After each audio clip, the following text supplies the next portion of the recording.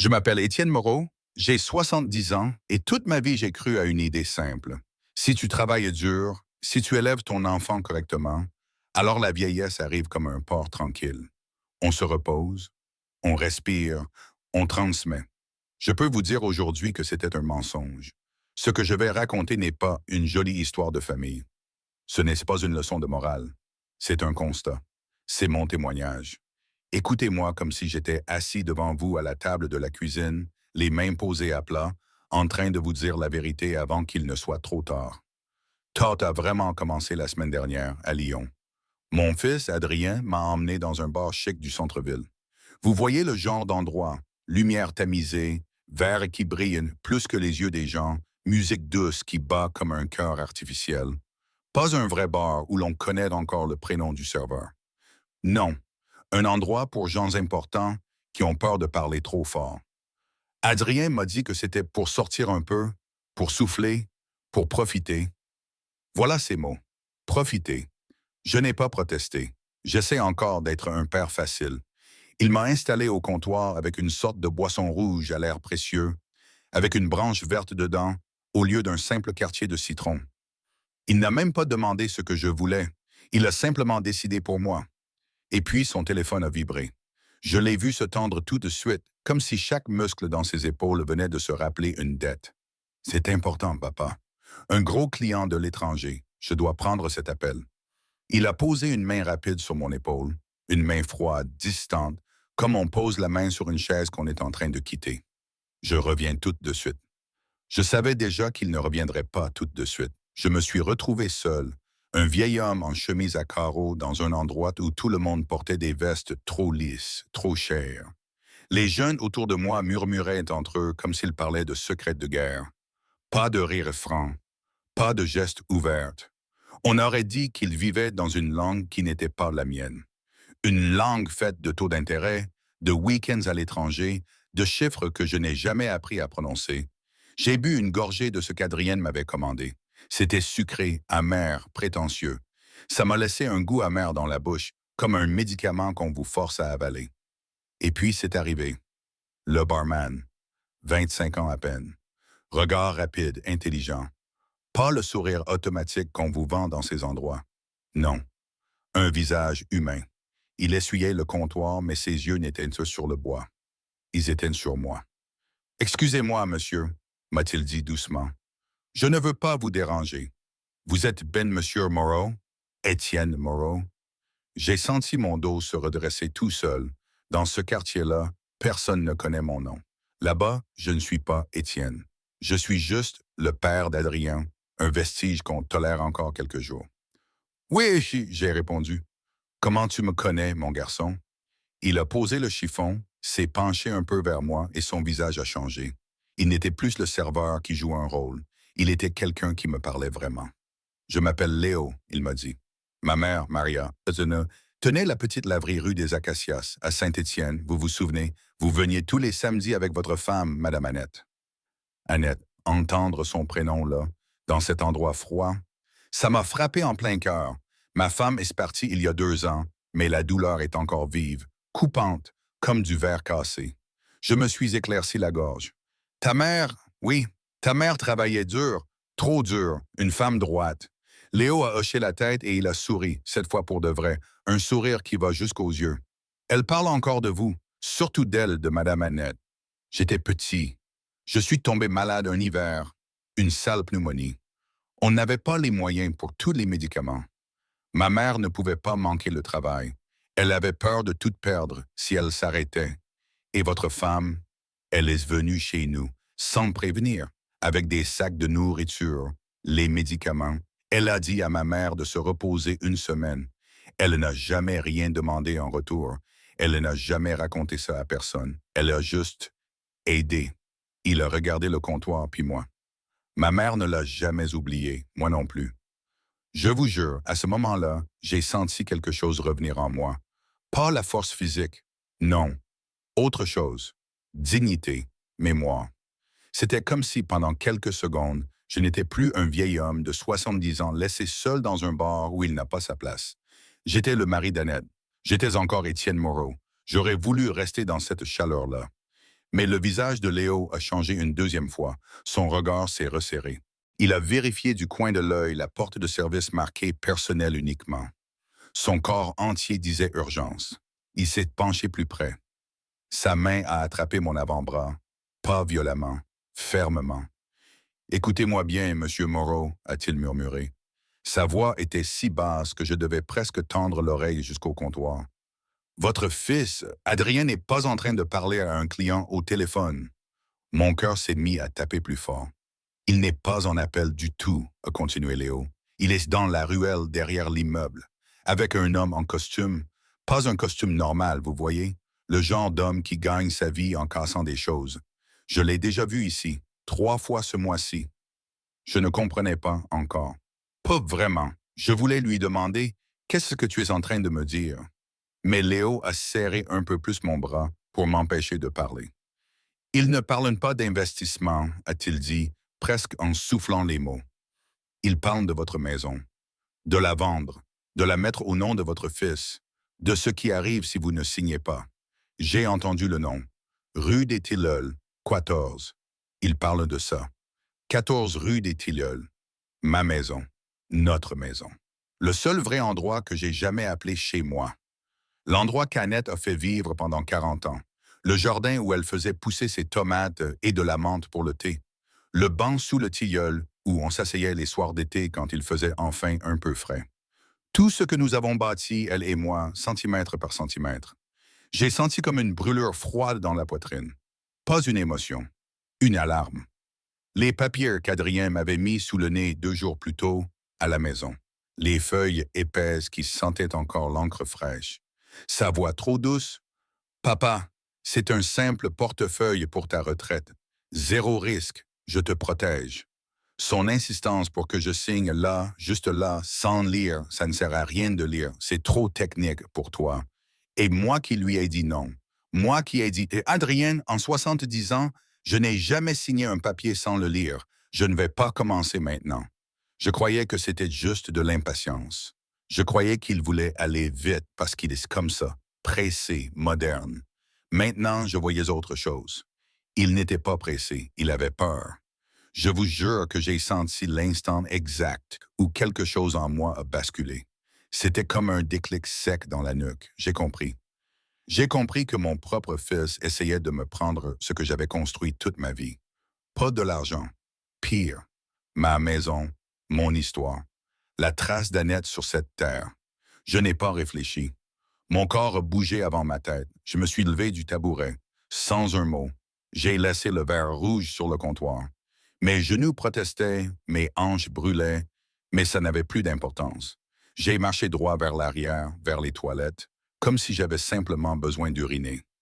À l'intérieur, j'ai trouvé une petite pièce carrelée, froide, qui sentait le produit nettoyant, avec un minuscule vasistas en haut du mur du fond. Une fenêtre qui n'était pas faite pour sortir. Une fenêtre juste assez grande pour l'air. J'ai traîné la poubelle en métal sous cette fenêtre. J'ai grimpé dessus. Mes articulations grinçaient comme du vieux bois sous l'hiver. Le loquet était raide, rouillé. Pendant une seconde, j'ai cru que je n'aurais pas la force, Mahomme. Alors j'ai mis tout mon poids dessus. Il a cédé avec un cri de métal blessé. L'air de la nuit m'a frappé le visage. Froid, réel, et je me suis hissé. Mon dos criait, mes épaules brûlaient. La moitié de mon corps était encore dans des toilettes, l'autre moitié déjà dehors, ridicule, figé comme un vieux chat coincé dans une gouttière. Puis j'ai poussé une dernière fois et je suis tombé lourdement sur le pavé humide de l'allée derrière le bar. Je me suis redressé, lentement. J'avais mal partout, mais je tenais debout. Je devais voir, de mes propres yeux.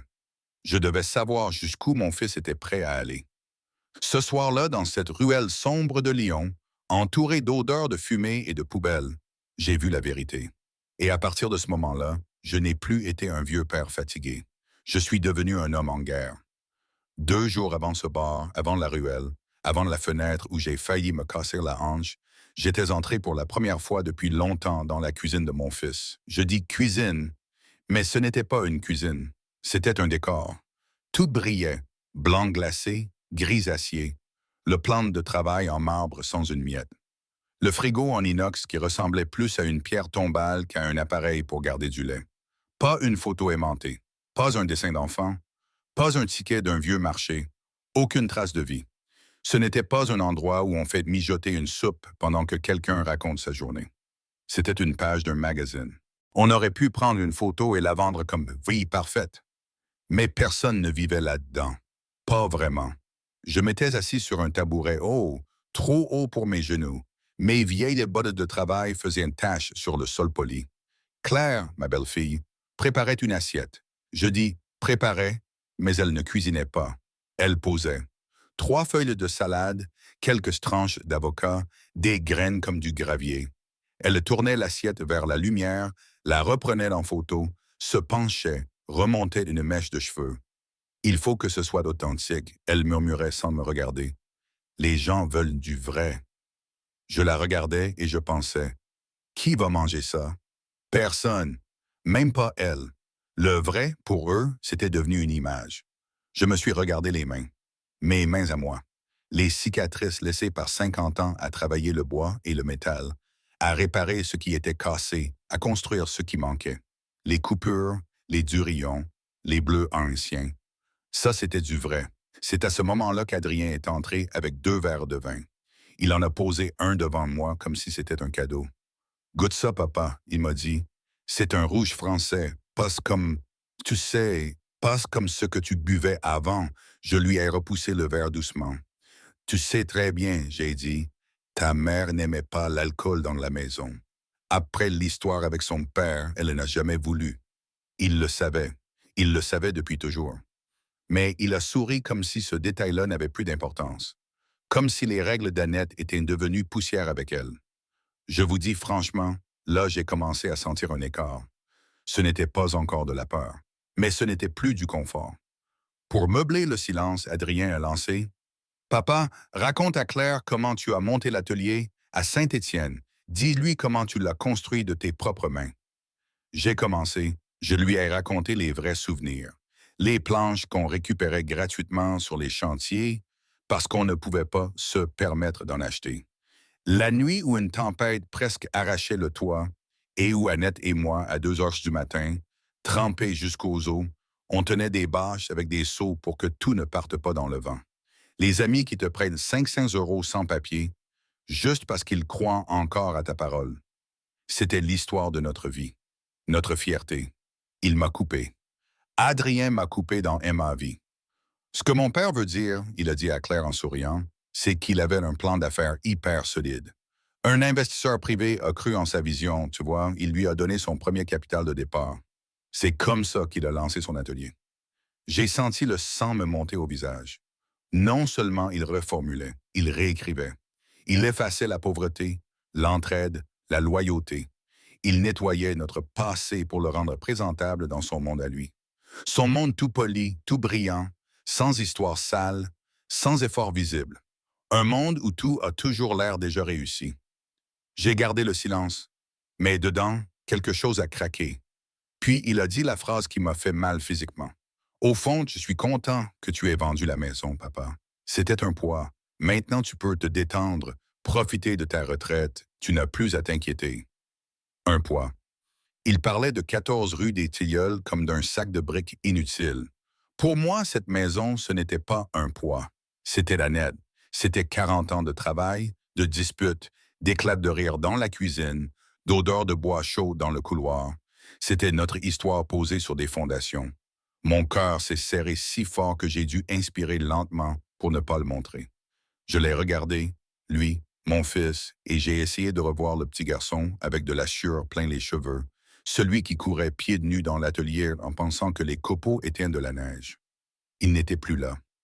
À sa place, il y avait un homme qui parlait une langue que je ne reconnaissais pas, une langue faite de façade. Après le repas, Claire est montée dans la chambre pour ce qu'elle appelle sa méditation du soir. Adrien, lui, est resté avec moi. Et c'est là qu'il a sorti les papiers. Il a posé un paquet épais devant moi, sur la table immaculée. Le genre de papier lourd qui sent l'imprimante neuve et l'encre encore fraîche. Ce n'étaient pas des feuilles volantes. C'était un bloc préparé, relié. Qu'est-ce que c'est? J'ai demandé. Rien de compliqué. Il a dit trop doucement.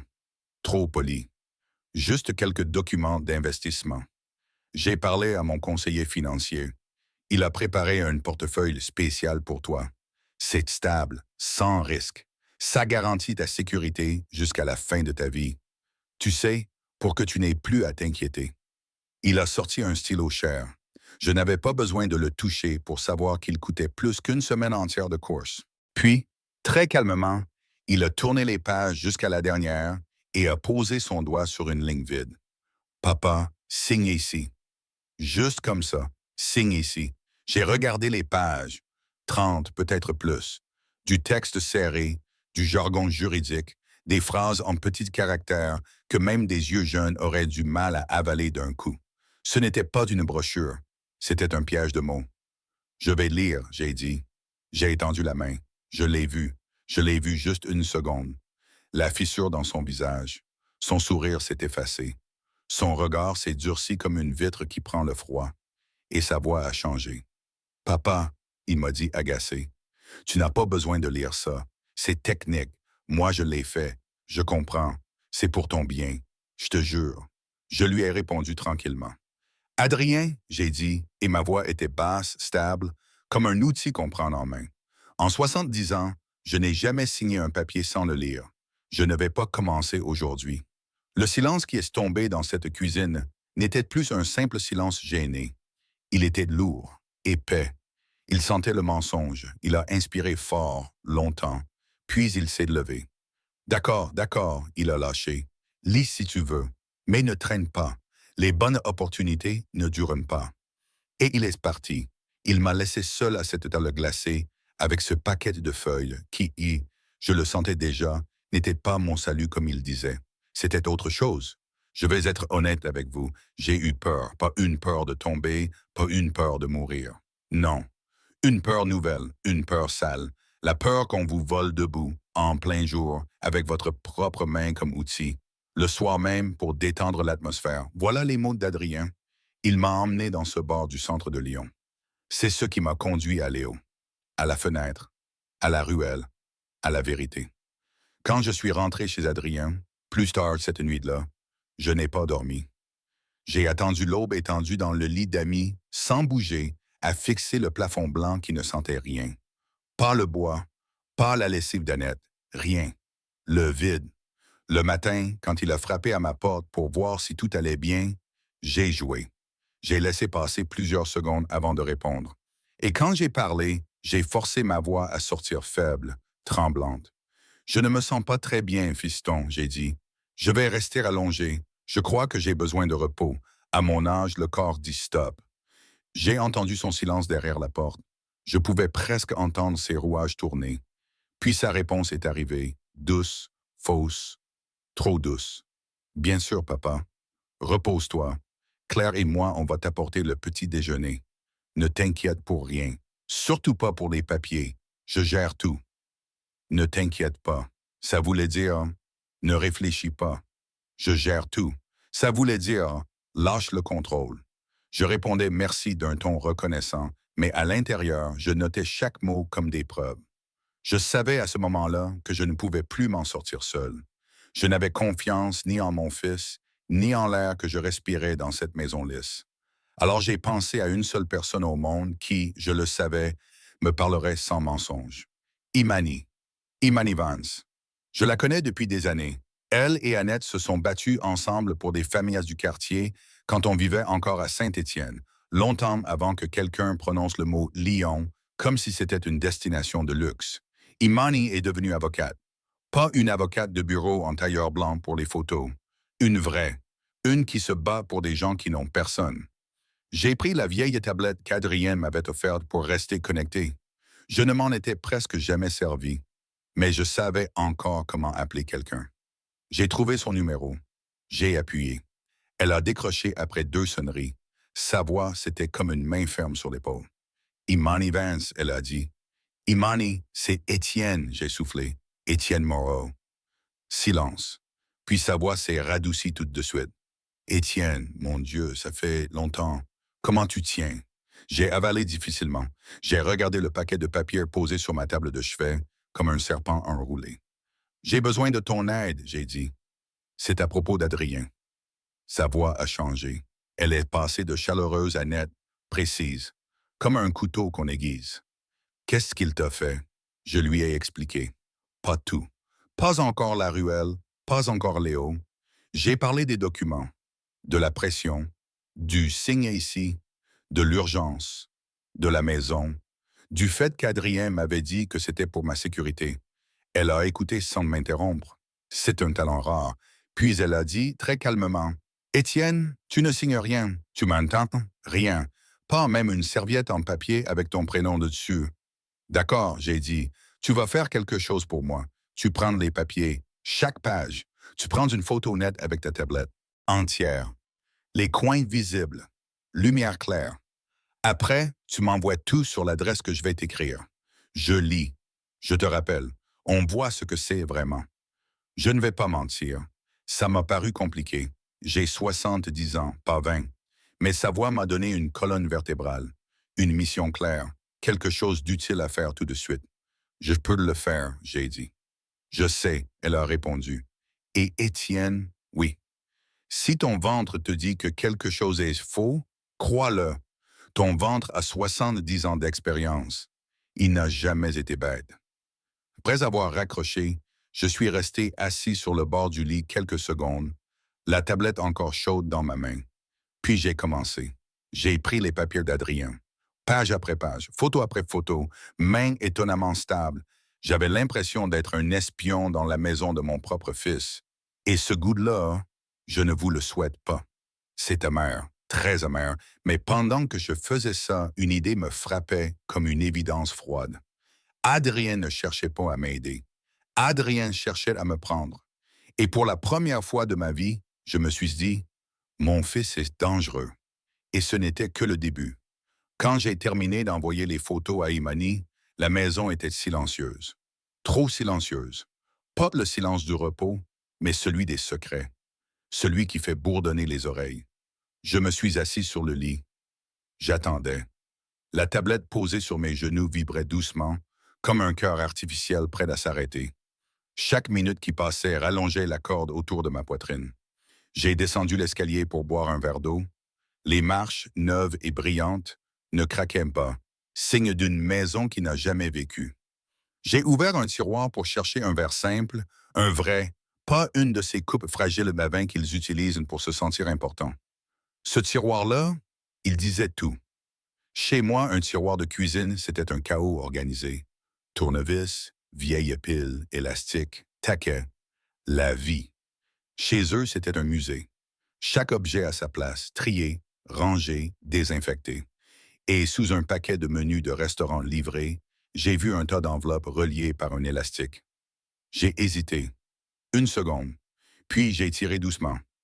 Les venaient de partout.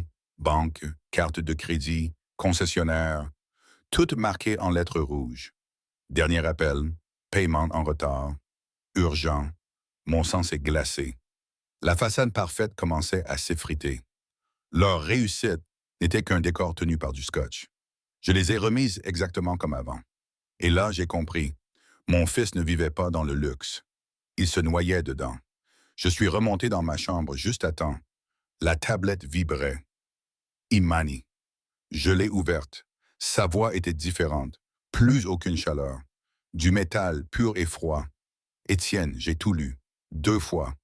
J'ai retenu mon souffle. Ce ne sont pas des papiers d'investissement. Il n'y a aucun portefeuille de retraite. Rien de légal là-dedans. J'ai senti mes doigts se crisper sur les draps. C'est une cession de biens, un acte de renonciation. Tu comprends? Tu cèdes ta maison à ton fils pour 1 euro symbolique. Volontairement. Tu signes, tu perds tout. Et lui, il devient propriétaire. Le monde a basculé. Non, j'ai chuchoté. Ce n'est pas possible. Il n'oserait pas. Il l'a déjà fait, Étienne. Les documents sont préparés. Tout est en place. Il attend ta signature pour finaliser la transaction. Et après, il peut te mettre dehors légalement, le lendemain. Je suis resté muet. Le silence derrière moi était un gouffre. J'entendais juste ma respiration, brisée. Imani, j'ai murmuré. Pourquoi? Elle a soupiré. Je pense qu'il est dans la merde jusqu'au cou. Il doit de l'argent. Beaucoup. Et ta maison, c'est la seule chose encore à son nom. Il veut sauver sa peau. Je n'ai rien dit. J'ai pensé à Adrien enfant, à ses rires, à sa fierté quand il m'aidait à raboter les planches, à la poussière dorée du bois sur ses joues, puis à l'homme qu'il était devenu. Costume parfait, montre creuse, sourire vide. J'ai senti la douleur quitter mon corps, remplacée par autre chose. Un froid, un calme presque dangereux. Imani, j'ai dit, je ne signerai pas. Évidemment que non, mais il faut qu'on le prenne la main dans le sac. J'ai besoin d'un peu de temps, ne fais rien, et surtout, joue le jeu. Compris? J'ai hoché la tête. Je comprends. Quand l'appel s'est terminé, j'ai posé la tablette et j'ai regardé mon reflet dans la vitre. Un vieux visage fatigué. Mais dans les yeux, autre chose. Une lumière dure, celle de quelqu'un qui vient de se réveiller après un long sommeil. Les jours suivants, le théâtre a commencé. Ils m'ont pris pour un vieil homme docile. Je leur ai donné exactement ce qu'ils voulaient me voir. Adrien déplaçait mes affaires, mes clés, mes lunettes, et faisait semblant de m'aider à les retrouver. Papa, tu les avais laissés dans le salon. Tu oublies beaucoup, hein? Toujours ce ton léger, condescendant. Claire hochait la tête avec un air d'infirmière. C'est normal à ton âge, Étienne. Il faut accepter. Je souriais, j'acquiesçais. Mais à l'intérieur, je notais chaque geste, chaque manipulation. Ils essayaient de m'effacer, de me rendre fou avant même de m'avoir volé. Un matin, pendant que je buvais mon café, j'ai entendu Adrien dire à Claire dans la pièce à côté, « Il devient confus. Il ne se rappelle même plus des conversations d'hier. C'est triste, mais c'est la vie. » Et Claire, avec sa voix sucrée, « On doit rester fort, mon amour. Ce n'est pas facile de voir ses parents partir comme ça. » Je les ai écoutés sans bouger, les yeux sur ma tasse. Ils étaient en train d'écrire mon rôle. Le vieux fou. Le père sénile. Ainsi, le jour où je me défendrais, personne ne me croirait. Le soir, la mise en scène est devenue publique. Je feuilletais un vieux journal dans le salon quand ma tablette a vibré. Une notification. Un ami du quartier, un ancien collègue, avait partagé une publication. C'était une photo. De moi. Assis près de la fenêtre, l'air perdu, le regard vide. Claire l'avait prise en douce. Et la légende disait, « Le parcours le plus difficile pour une famille, c'est de veiller sur un parent qui s'éteint lentement. Nous vivons un jour à la fois. » Amour, démence, Restefort. Je l'ai lu 3 fois. Puis j'ai senti une brûlure froide me monter du ventre jusqu'à la gorge. Elle ne me volait pas seulement ma maison. Elle me volait mon identité. D'ici quelques semaines, tout le monde croirait qu'Étienne Moreau perd la tête. Et chaque mot que je prononcerais serait la preuve de ma folie. J'ai reposé la tablette calmement. Dans la pièce d'à côté, j'entendais leur rire devant la télévision. Et je me suis dit, très bien, vous voulez un vieil homme confus? Vous allez l'avoir. À partir de ce moment-là, j'ai joué. Le meilleur rôle de ma vie. Je me suis mise à demander 2 fois le jour de la semaine, à oublier exprès où je posais ma tasse, à fixer la télé avec la bouche entr'ouverte pendant de longues minutes. Adrien soupirait. Claire me parlait comme à un enfant. C'est mercredi, Étienne, tu te souviens? Je hochais la tête, docile, mais derrière mes yeux, je comptais. Je notais leurs habitudes, leurs horaires, leurs mots. Plus ils croyaient me contrôler, plus je voyais clair dans leur jeu. Le soir, quand tout le monde dormait, je sortais la tablette. Je relisais les messages d'Imani. Je cherchais le moindre indice sur Adrien. Et petit à petit, les pièces du puzzle se mettaient en place. Je découvrais les dettes, les crédits, les noms des sociétés, les mails de menaces. Un nom revenait sans cesse, Apex Holdings, et un autre, plus inquiétant encore, Silas Thorne, l'homme de la ruelle. La 3e nuit, j'ai décidé de ne plus seulement survivre. J'allais comprendre, jusqu'au bout. J'ai attendu qu'il se couche, les pas dans le couloir, la porte qui claque, le silence. Puis je me suis glissé dans la salle de bain d'amis. Je me suis assis sur le rebord de la baignoire et j'ai tapé dans la tablette. Adrien Moreau Apex Holdings, des articles, des photos, des promesses de rendement. Tout semblait propre, professionnel, trop propre. Alors j'ai fouillé plus loin. J'ai ajouté des mots, plainte, fraude, perte, procès. Et là, les visages ont changé. Des forums, des témoignages, des retraités ruinés, des familles brisées. Tous citaient la même entreprise. Certains parlaient d'un homme charmant, bien habillé, mais dangereux, un prédateur. Et dans un message, j'ai lu son nom complet. Silas Thorne. J'ai tapé Silas Thorne. La photo est apparue. Costume sombre, regard vide. C'était lui, l'homme de la ruelle, celui qui parlait à mon fils. Et j'ai compris tout le reste d'un seul coup. Adrien n'était pas le voleur, il était la proie. Silas lui avait prêté de l'argent après l'effondrement d'un de ses fonds, des millions envolés. En échange, il exigeait une garantie. Ma maison. J'ai posé la tablette, j'ai regardé le mur face à moi, nu, sans cadre ni vie, et j'ai murmuré, « Annette, tu avais raison. Le monde avale nos enfants s'ils oublient d'où ils viennent. » La colère est retombée. Il ne restait qu'une certitude. Ils avaient creusé leur propre tombe. Et moi, le vieil homme qu'ils croyaient déjà enterré, j'allais être celui qui les y mènerait. Cette nuit-là, je n'ai pas dormi. Je suis resté assis dans le noir à écouter la maison respirer. Les murs avaient des secrets. Ils chuchotaient des choses que je n'avais jamais voulu entendre. Je repensais à Annette. Elle disait toujours, « Quand tu ne sais plus où est la vérité, cherche là où tu as caché tes preuves. » À l'époque, je croyais qu'elle parlait du cœur, mais elle parlait aussi du concret. Et soudain, j'ai su. La boîte. Une vieille boîte en fer blanc, cabossée, que nous avions gardée dans un coin du grenier. Annette y rangeait tout. Acte de propriété, lettre d'assurance, reçu et surtout, le testament que nous avions signé ensemble avant sa maladie. Un document simple, écrit à la main, authentifié par le notaire du quartier. Il disait que la maison de la rue des Tilleuls serait transmise à Adrien seulement après ma mort. Pas avant. Je me suis levé. Chaque pas était une décision. Le couloir grinçait à peine. J'ai traversé la cuisine, encore illuminée par les veilleuses bleues du réfrigérateur, puis monté l'escalier vers le grenier. La clé était toujours dans ma poche. Je l'avais gardée depuis des années, comme un réflexe. La trappe a gémi, la poussière a dansé dans le faisceau de ma lampe. Et là, au fond, sous une pile de draps anciens, la boîte était là. Froide, lourde. Je l'ai ouverte avec précaution. À l'intérieur, le temps s'était arrêté. Photos jaunies, lettres d'amour, factures payées à la main. Et puis, le papier que je cherchais. Le testament d'Annette. La date, sa signature, la mienne. Le notaire. Tout était là.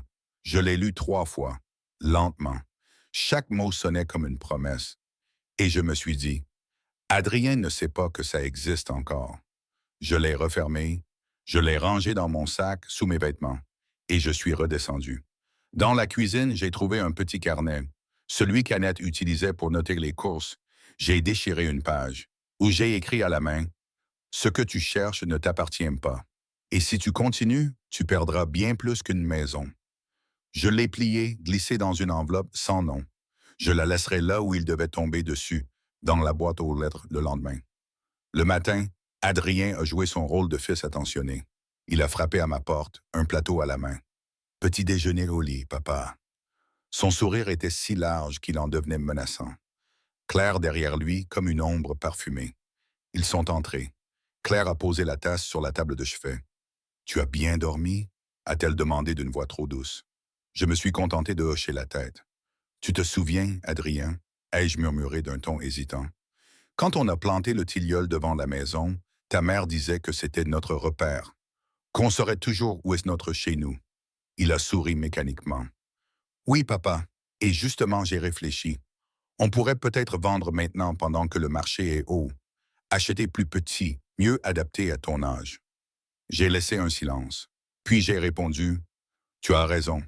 Il faut savoir se détacher des choses. » Je l'ai vu cligner des yeux, surpris. Il ne s'attendait pas à ce que je cède. Je lui ai offert le sourire le plus doux que j'avais en réserve. Le genre de sourire qu'un vieil homme donne quand il s'est déjà vengé sans que l'autre le sache. À midi, Imani m'a rappelé. « Étienne, tu as trouvé quelque chose? »« Oui, la boîte d'Annette, le testament. »« Mon Dieu, tu l'as encore? C'est une bénédiction. »« Et maintenant? » ai-je demandé. Sa voix s'est faite plus basse. « Écoute-moi bien, on va retourner le piège. Je vais t'envoyer un faux document, un brouillon que tu pourras lui montrer s'il insiste.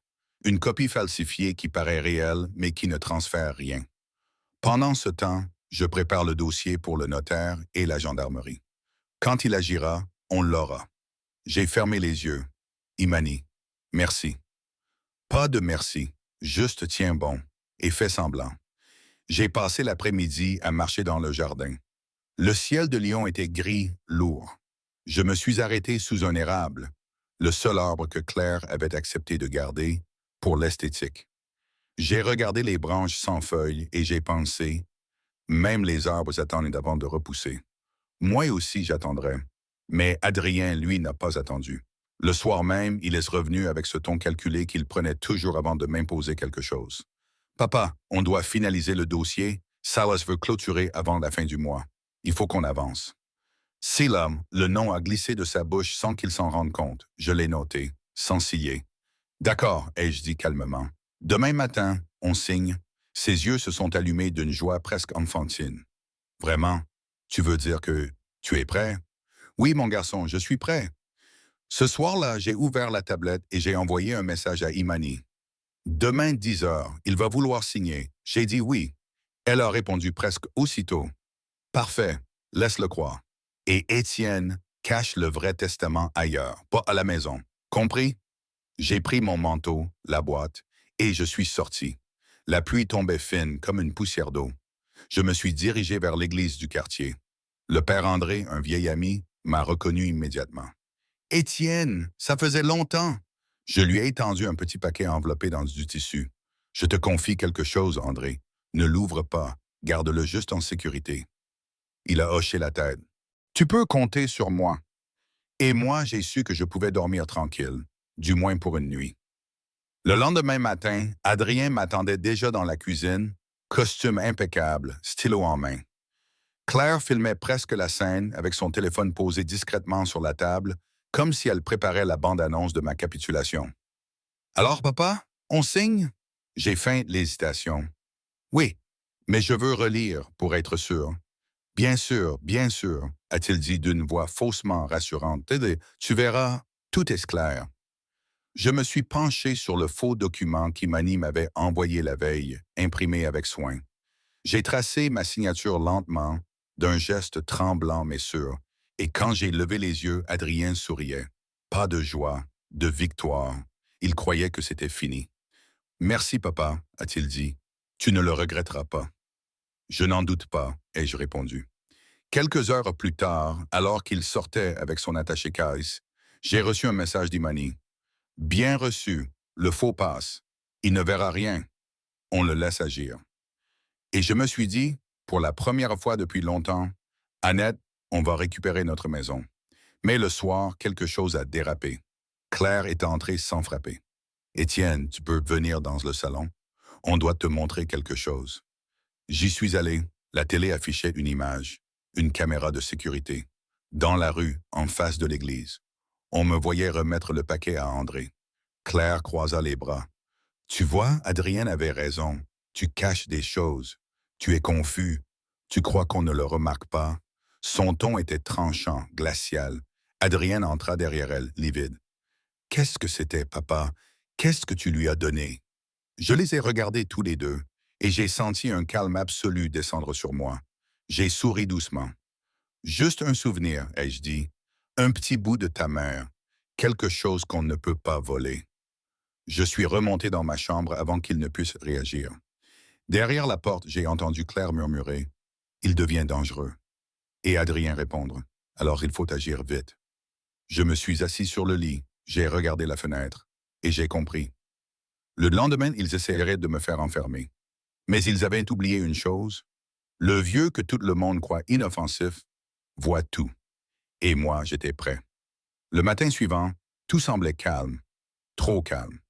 Le soleil se levait à peine sur Lyon et la lumière pâle traversait les rideaux de la cuisine. Adrien buvait son café debout, le regard déjà ailleurs. Claire, elle, pianotait sur son téléphone, un sourire crispé aux lèvres. On aurait dit un couple prêt pour une représentation, chacun connaissant son texte. « Je pars en ville », a-t-il dit, sans me regarder. « Un rendez-vous important. Si on t'appelle pour quoi que ce soit, dis juste que tu me fais confiance, d'accord ?» J'ai hoché la tête lentement. « Bien sûr, mon fils, toujours. » Il n'a pas entendu la nuance dans ma voix. Quand la porte s'est refermée derrière lui, j'ai tenté quelque chose s'alléger dans la pièce, comme si la maison respirait de nouveau. Claire s'est tournée vers moi. Tu devrais te reposer, Étienne, tu as l'air épuisé. Elle parlait avec ce ton mielleux des gens qui s'adressent à un patient condamné. Je veux aller marcher un peu, ai-je répondu. L'air frais fait du bien à la mémoire, non? Son sourire s'est figé, mais elle n'a rien dit. Je suis sorti. La ville s'éveillait lentement. Boulangeries ouvertes, odeur de croissants, murmure des tramways. Je marchais sans précipitation, le manteau bien fermé, comme un vieil homme qui tue le temps. Mais à l'intérieur, tout était précis, minuté. Imani m'attendait à quelques rues de là, dans un petit café discret. Elle m'a salué d'un geste bref. Sur la table, son ordinateur, des dossiers et un regard qui ne laissait pas place au doute. Il est parti avec le faux document, n'est-ce pas? Oui, ce matin. Parfait. Elle a tapé quelques lignes sur son clavier, puis m'a montré l'écran. Sur la photo, on voyait Silas Thorne, le même visage que dans la ruelle, costume anthracite, sourire d'acier. C'est lui qui va récupérer la signature. Il croit que c'est authentique. On a alerté la brigade financière. Dès qu'ils présentent l'acte, ils interviennent. Je l'ai regardé, incrédule. Tu veux dire que tout sera terminé? Pas encore. Adrien doit remettre le document lui-même. Il faut qu'il le prenne en flagrant délit, sinon il dira qu'il ne savait rien. Je suis resté silencieux. J'avais du mal à avaler cette idée. Livrer mon propre fils. Mais je savais aussi que le laisser-faire serait pire. Il se détruirait complètement. Et avec lui, tout ce que nous avions bâti. Imani posa sa main sur la mienne. Étienne, écoute-moi. Ce n'est pas de la vengeance. C'est de la justice. Tu le sauves de lui-même. J'ai hoché la tête. Parfois, aimer, c'est condamner. À 11 heures, Adrian entra dans les bureaux d'Apex Holdings. Je ne le vis pas, mais je l'imaginais. Son pas pressé, sa chemise trop ajustée, son sourire de façade. Dans sa mallette, le faux acte soigneusement plié. Imani, elle, recevait des notifications sur son téléphone. Elle murmura. Ils y sont, les agents sont à l'intérieur. Nous avons attendu. Les secondes s'étiraient, puis son téléphone vibra. Elle le lut, puis releva les yeux vers moi. C'est fait. Je n'ai pas compris tout de suite. Fait? Arrêtez. Lui est Thorne. Le document a été vérifié. Il a cru qu'il vendait ta maison pour rembourser sa dette. Thorne voulait la signature pour blanchir d'autres biens. Tout est enregistré. J'ai senti ma gorge se serrer. Une part de moi voulait se réjouir. Une autre voulait hurler. Je me suis levé. Je veux le voir. Ce n'est pas encore possible. Ils vont le garder en garde à vue. Mais je te promets que la vérité sortira. Je l'ai regardé longuement. Et Claire, Imani soupira. Elle n'a rien signé, mais elle savait. On va l'interroger aussi. Je suis rentré à la maison en fin d'après-midi. Le silence m'a frappé de plein fouet. Plus de musique, plus de parfums artificiels. Juste l'écho de mes pas sur le carrelage. J'ai posé mon manteau et je suis resté là, debout, au milieu du salon, comme un étranger dans ma propre vie. Sur la table, le téléphone de Claire vibrait encore. L'écran allumé affichait une série de messages non lus. Appelle-moi. Qu'est-ce qui s'est passé? La police est là. Puis un dernier, sans nom, on sait tout. Elle avait disparu. Je suis monté à l'étage. Dans leur chambre, les armoires ouvertes, des valises à moitié pleines. Elle avait tenté de fuir. Mais même ça, elle n'avait pas su finir. Sur la coiffeuse, un flacon de parfum brisé. Et un mot griffonné à la hâte. Je ne voulais pas ça. Je n'ai rien ressenti. Ni colère, ni pitié. Seulement un grand vide. 2 jours plus tard, Imani m'a appelé. Adrien veut te parler. Je n'étais pas prêt. Mais je suis allé. Le commissariat sentait la peinture et le désinfectant. Une jeune agente m'a conduit jusqu'à une salle grise. Adrien était là, menottes au poignet, le regard rouge, vidé. Quand il m'a vu, il a baissé les yeux. Papa, je me suis assis en face de lui. Ne dis rien, laisse-moi parler. Il a hoché la tête.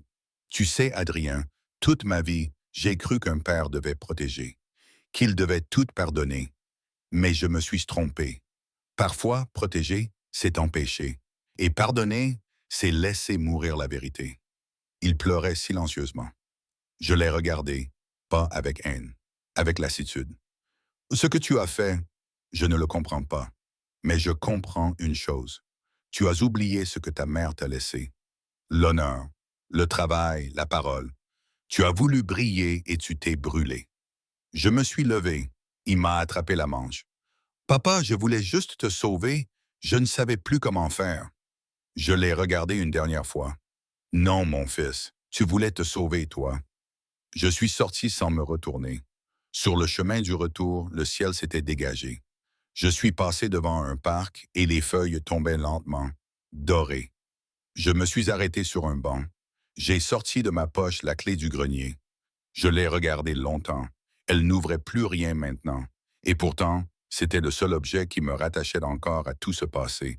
Je l'ai posé sur le banc, à côté de moi. Un gamin s'est approché, intrigué. C'est à vous, monsieur? Non, ai-je dit en souriant. Elle attend quelqu'un d'autre. Le lendemain, Imani est venue me voir. Elle tenait un dossier sous le bras. Tout est classé. Tu gardes la maison. Les dettes sont annulées. Et Adrien aura du temps pour réfléchir. J'ai hoché la tête. Merci. Elle m'a regardé un moment. Tu sais, Étienne, tu pourrais porter plainte, demander des dommages. Tu as toutes les preuves. J'ai souri faiblement. Je ne veux pas d'argent. J'ai déjà payé assez cher. Elle a acquiescé. Et maintenant? Maintenant, je rentre chez moi, 14 rue des Tilleuls. Je crois que le jardin a besoin de moi. Ce soir-là, quand j'ai poussé la porte du vieux portail, l'air sentait la menthe et la pluie. Les murs avaient vieilli, mais ils tenaient toujours. Le tilleul, lui, avait grandi. Ses racines s'enfonçaient plus profond que jamais.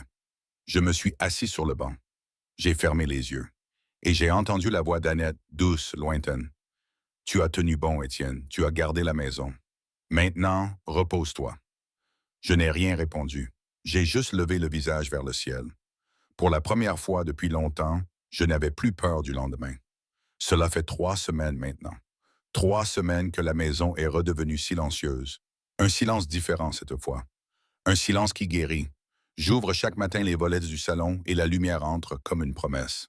L'air sent encore un peu la peinture fraîche. J'ai repeint les murs moi-même, lentement, un coup de pinceau après l'autre. Les voisins passent parfois devant la clôture. Ils s'arrêtent, me saluent, disent « Content de vous revoir, Monsieur Moreau. On croyait que vous aviez déménagé. » Je souris simplement. Je ne leur raconte pas tout. Comment le fils qu'ils ont vu grandir a failli vendre la maison de ses parents. Ce genre d'histoire, on ne le raconte pas au marché du dimanche. On la garde à l'intérieur, là où la honte et la fierté se battent sans témoin. Le jardin reprend vie. Le tilleul perd ses dernières feuilles. La terre dessous est humide, prête à recommencer. Chaque matin, j'y verse un peu d'eau, comme un rituel. Annette disait toujours, « Tant qu'on s'occupe d'une chose vivante, on ne meurt pas tout à fait. » Mais elle avait raison. Un matin, le facteur m'a apporté une enveloppe. Aucune adresse de retour. L'écriture, pourtant, je la reconnaîtrais entre mille. Celle d'Adrien. Mes doigts ont tremblé un instant avant de l'ouvrir. À l'intérieur, quelques lignes seulement. « Papa, je ne dors pas. Je repense à tout, sans cesse. J'ai honte. Je ne sais pas si tu pourras me pardonner, mais je vais essayer de redevenir quelqu'un que maman aurait respecté. Merci de ne pas m'avoir laissé aller plus loin. Adrien. » Je suis resté longtemps à le relire. Chaque mot pesait. Ce n'était pas une excuse complète, ni une rédemption. Mais c'était un début. Et à mon âge, un début, c'est déjà énorme. J'ai pris un papier à lettres, celui qu'Annette gardait pour les grandes occasions. J'ai écrit « Mon fils, la honte est un bon début, si elle te pousse à faire mieux. Ce que tu as détruit, tu peux le reconstruire. Pas pour moi ni pour ta mère. Pour toi. Reviens quand tu auras les mains propres et la tête droite. Papa, je ne sais pas s'il le recevra, ni s'il le comprendra, mais moi j'avais besoin de l'écrire. Imani passe souvent me voir. Elle apporte du pain, du café, parfois juste un peu de silence. Elle s'assoit en face de moi sur le banc sous le tilleul. Tu sais, a-t-elle dit l'autre jour, tu pourrais témoigner, aider d'autres familles à éviter ça, les escroqueries, les manipulations. On pourrait publier ton histoire. J'ai ri doucement. Tu crois qu'un vieil homme qui parle de trahison intéresserait quelqu'un? Elle a souri. Oui, parce que ce n'est pas une histoire de chiffres, c'est une histoire de cœur. Je n'ai rien répondu. Mais le soir même, j'ai pris un vieux carnet et j'ai commencé à écrire. Pas pour la police, pas pour la justice, pour la mémoire. Page après page, j'ai noté tout. La ruelle, Léo, la fenêtre, la boîte d'Annette, la voix d'Imani. Et surtout, le moment où j'ai cessé d'être une victime pour redevenir un homme. Un après-midi, alors que j'étais dehors à réparer la clôture, j'ai vu Léo arriver. Toujours son regard franc, toujours ce petit air gêné des gens honnêtes. Je passais dans le coin, a-t-il dit. Je voulais savoir comment ça va. Je lui ai serré la main. Grâce à toi, mieux que jamais. Il a rougi. C'est rien, Monsieur Morrow. J'ai juste dit la vérité. C'est déjà énorme, tu sais. Peu de gens osent encore le faire. Il a regardé le tilleul, le jardin, la maison. C'est beau ici. On sent qu'il y a eu de l'amour. J'ai hoché la tête. Il y en a encore. Même dans les murs, ça reste. Avant de partir, il m'a dit, si un jour vous avez besoin d'aide pour l'atelier, je peux venir. J'ai appris un peu la menuiserie. Je lui ai souri. Alors oui, viens. Ce serait bien d'entendre du bois chanter à nouveau. Les jours ont commencé à suivre un autre rythme. Le matin, je travaille un peu dans l'atelier. De petites réparations, rien de grand, mais ça me garde vivant. L'après-midi, je lis. Et le soir, je parle à Annette comme si elle était encore là. Je lui raconte les nouvelles, les lettres, le jardin. Je lui dis que je tiens, que je veille sur la maison, sur nos souvenirs. Parfois, le vent passe entre les feuilles du tilleul et j'entends presque sa voix. Tu vois, Étienne, on ne perd jamais tout. Il reste toujours quelque chose à aimer. Un dimanche, j'ai reçu un appel inattendu, un numéro inconnu. Bonjour, Monsieur Moreau, c'est Claire. Sa voix était méconnaissable, fatiguée. Elle a dit qu'elle était partie vivre chez une tante à Marseille, qu'elle suivait une thérapie. Je voulais juste m'excuser, a-t-elle murmuré. J'ai laissé faire trop de choses. J'ai eu peur. Je n'ai rien dit pendant un moment.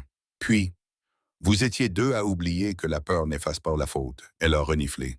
Je sais, je ne vous demande pas de pardon, seulement de ne plus me haïr. J'ai fermé les yeux. Je ne vous hais pas, Claire. J'espère seulement que vous apprendrez à regarder quelqu'un sans calcul. Elle n'a pas répondu. Le silence entre nous valait mieux que 1000 mots. Une semaine plus tard, j'ai reçu la visite d'un journaliste local. Il avait entendu parler de l'affaire Moreau. Il voulait une interview, une photo devant le tilleul, un titre. Un père sauve sa maison face à la trahison. Je l'ai écouté poliment, puis j'ai dit non. Cette histoire, monsieur, ce n'est pas une victoire, c'est une cicatrice. Et les cicatrices, on ne les montre pas pour faire la une. On les garde pour se souvenir de ne plus se blesser. Il est reparti penaud. Et moi, j'ai respiré profondément. Le vent portait une odeur de terre mouillée et de feuilles sèches. C'était de la vie, tout simplement. Le soir, j'ai ouvert la boîte d'Annette une dernière fois. J'y ai ajouté 2 choses, la lettre d'Adrien et ma réponse. Puis je l'ai refermée lentement. Je l'ai replacée dans le grenier, là où reposent nos histoires, pas nos douleurs. Avant de descendre, j'ai murmuré, voilà mon amour, tout est à sa place maintenant. Et pour la première fois depuis des mois, j'ai dormi d'un seul souffle.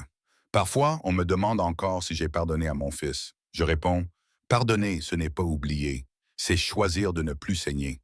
Aujourd'hui, il purge sa peine, courte, dans un centre de réinsertion. Il m'écrit parfois des lettres simples, sans excuses. Je sens qu'il cherche la lumière, à sa manière. Et c'est assez, je vis doucement. Entre le bruit du vent et le craquement du bois, je trouve la paix. J'ai compris que la vieillesse n'est pas un naufrage, tant qu'on a encore une vérité à raconter. Je vais vous dire quelque chose que personne ne vous dit assez tôt. On croit que la famille, c'est un lien assuré. On croit que le sang suffit. On croit que mon fils ne ferait jamais ça. Ma fille ne me laisserait jamais tomber. Chez nous, ça n'arrivera pas. Moi aussi, je l'ai cru. Pendant 70 ans. Et puis un jour, on se réveille et on découvre qu'on n'est pas en train de se battre contre des étrangers. On se bat contre les gens qu'on a élevés. Je ne vous raconte pas ça pour vous faire peur. Je vous le raconte pour que vous soyez lucide. Je suis un vieil homme.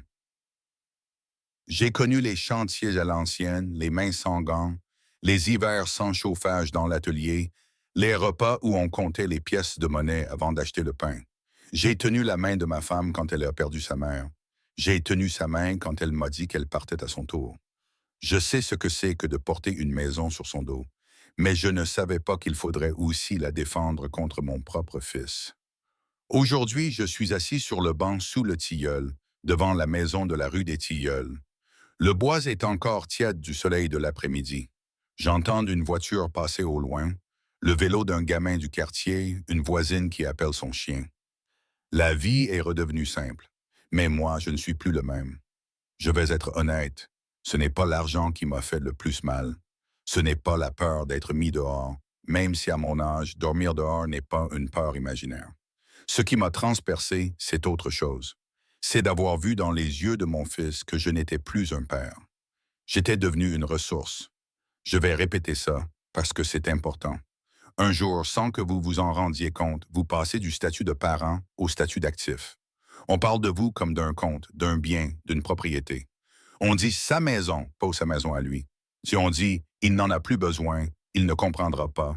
De toute façon, ça finira pour nous un jour ou l'autre. On enlève votre nom et à la place, on met un chiffre. C'est ça la vraie violence. Adrien ne m'a pas seulement presque volé une maison. Il a essayé de m'enlever ce qui restait de ma place dans le monde. Il voulait que je sois le vieux confus pour que ma parole ne compte plus. Claire voulait que je sois le père qui s'éteint doucement pour se donner le rôle de l'ange dévoué. Il voulait m'effacer avant même de m'achever. Écoutez-moi bien, ça aussi, c'est un vol. On peut voler un toit, on peut voler un compte, on peut aussi voler une image. Vous effacez socialement, publiquement, en disant à tout le monde, il ne sait plus ce qu'il dit. C'est pour ça que je parle aujourd'hui, parce que je sais encore ce que je dis. J'entends déjà certaines personnes répondre, oui, mais ton fils avait peur, il était coincé, la dette, les menaces. Je le sais, je l'ai vu. J'ai vu l'homme en costume dans la ruelle. J'ai vu la panique d'Adrien. J'ai compris que Silas Thorne ne prête pas de l'argent, il achète des vies. J'ai compris que mon fils ne nageait pas. Il se débattait en train de couler et il cherchait un moyen de s'accrocher à quelque chose de solide. Ce quelque chose, c'était moi. Alors je vous dis aussi une autre vérité difficile. Ce n'est pas parce qu'un enfant souffre qu'il devient innocent. La peur n'efface pas la responsabilité. J'ai regardé mon fils menotté, assis devant moi, les épaules tombées, les yeux rouges. Il avait l'air brisé. Pas dangereux, pas mauvais, brisé. Je ne l'ai pas détesté à ce moment-là, mais je n'ai pas eu pitié non plus. Parce que ce qu'il a essayé de faire, ce n'était pas seulement un dérapage, c'était réfléchi, préparé, organisé. Il a demandé ma signature en sachant très bien ce que ça voulait dire pour moi. Il a tenté de m'isoler. Il a laissé Claire raconter au monde que je perdais la tête pour que ma voix ne pèse plus rien. Il a déplacé mes lunettes, mes clés, pour que je doute de ma propre mémoire. C'est ça le plus terrible. Pas le papier, la stratégie. Je veux que vous reteniez ceci. Quand quelqu'un essaye de vous faire douter de vous-même, ce n'est jamais pour votre bien. C'est pour mieux vous prendre ce qui reste. Aujourd'hui, j'ai toujours ma maison. Merci à qui? Pas à moi. Pas seulement, à ma femme. Je vais vous parler d'Annette. Annette, elle a vu venir le monde avant moi. Elle avait ce don-là. Elle ne parlait pas beaucoup, mais quand elle disait « fais attention », il fallait l'écouter. Des années avant tout ça, avant les costumes, avant les crédits, avant les photos filtrées sur les réseaux, elle avait déjà préparé la défense. Elle a créé une protection autour de la maison. Elle a signé des papiers avec le notaire. Elle a verrouillé juridiquement ce que moi j'appelais juste notre nid. Elle savait. Elle avait compris que notre fils, sous la pression, pourrait un jour choisir la facilité plutôt que l'honneur. Je ne l'ai pas voulu à l'époque. J'ai presque été fâché quand elle me l'a proposé. J'ai dit, « Tu exagères, Annette. Adrien ne ferait jamais ça. » Si elle était encore là, je lui dirais, « Pardon, pardon de ne pas t'avoir cru tout de suite. Tu m'as sauvé après ta mort. » Je veux que les gens comprennent une chose sur les femmes comme elle. Elles ne sont pas seulement tendres, elles sont prévoyantes. Elles tiennent de la maison par amour, mais elles la protègent aussi comme une forteresse. C'est grâce à elles que je peux encore m'asseoir sous ce tilleul.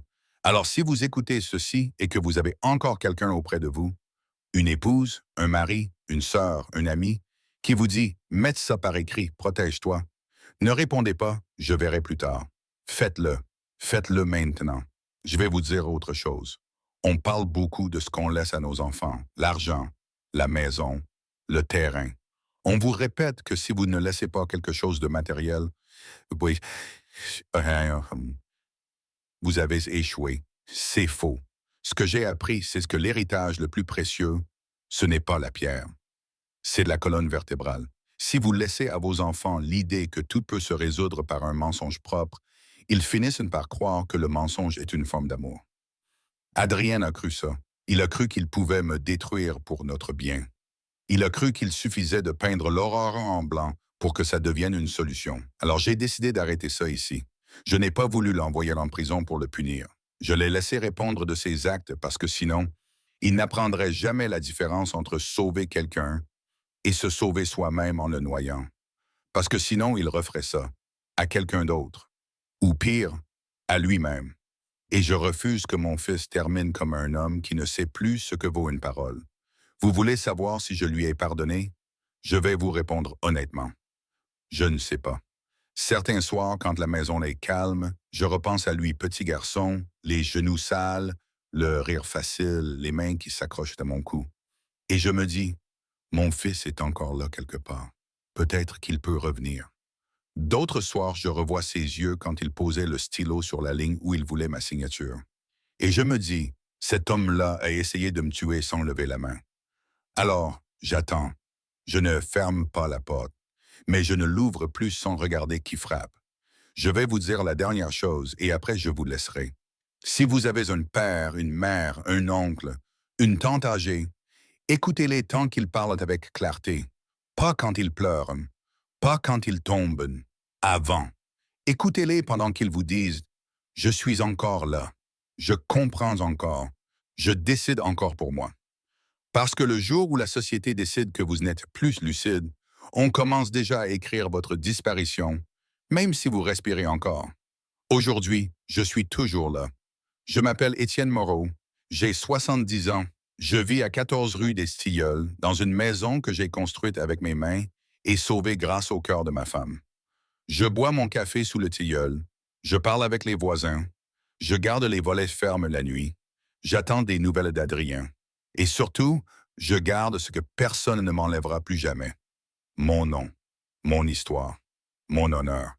Si vous croyez que la dignité mérite d'être défendue jusqu'au dernier souffle, peu importe l'âge, alors écoutez-moi et retenez ceci.